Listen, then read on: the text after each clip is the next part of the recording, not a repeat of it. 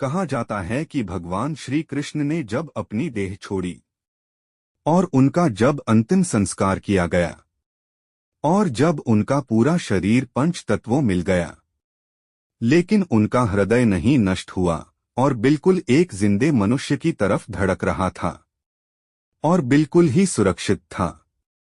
और ये बात बहुत कम लोगों को पता होगा कि आज भी ये हृदय बिल्कुल सुरक्षित है, जो कि जगन्नाथ भगवान की काठ की मूर्ति में बसा हुआ है और धड़कता रहता है।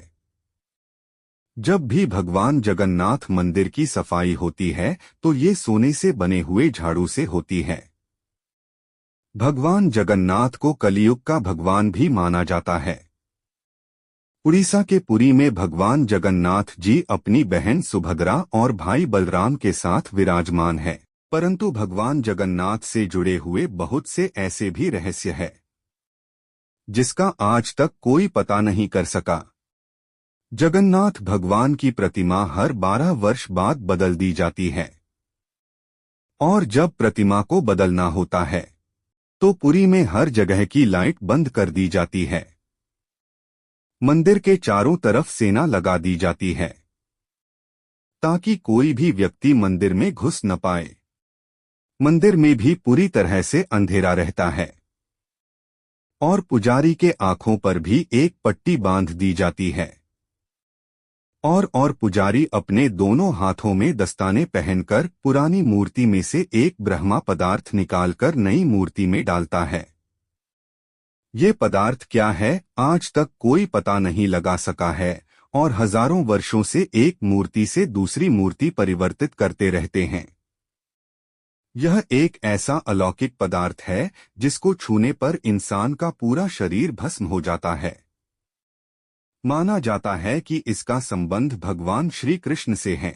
जब जगन्नाथ भगवान की प्रतिमा बदली जाती है तो उसके साथ साथ मंदिर के हर प्रतिमा को बदल दिया जाता है। प्रतिमा तभी बदला जाता है कि जब आषाढ़ के 2 महीने आते हैं। वैसे ऐसा 12 से 14 सालों में एक बार होता है। जब ऐसा होता है तो इसे नवकलेवर कहते हैं। लेकिन आज तक कोई भी पुजारी ये नहीं बता पाया कि वो पदार्थ क्या है जिसे एक मूर्ति से दूसरी मूर्ति में डाली जाती है। जिन पुजारियों ने उस पदार्थ को हाथ लगाया है उनका कहना है कि यह खरगोश की तरह उछलता रहता है और आज भी हर साल जगन्नाथ यात्रा की पहले वहां का राजा स्वयं अपने हाथों से झाड़ू लगाता है।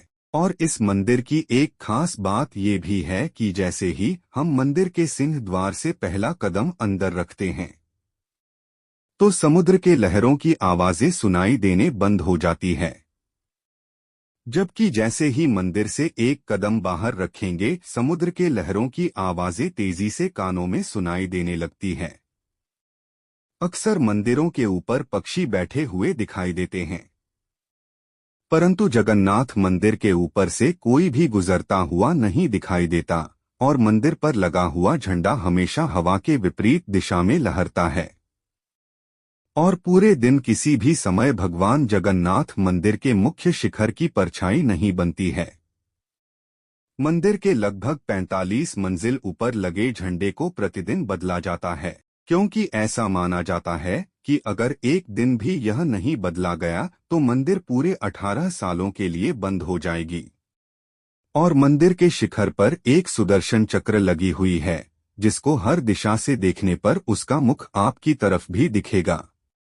मंदिर के प्रसाद जब बनता है तो उसको पकाने के लिए एक के ऊपर एक बर्तन रखा जाता है और नीचे लकड़ी की आग लगाई जाती है और सबसे ऊपर रखे हुए बर्तन का प्रसाद सबसे पहले पकता है।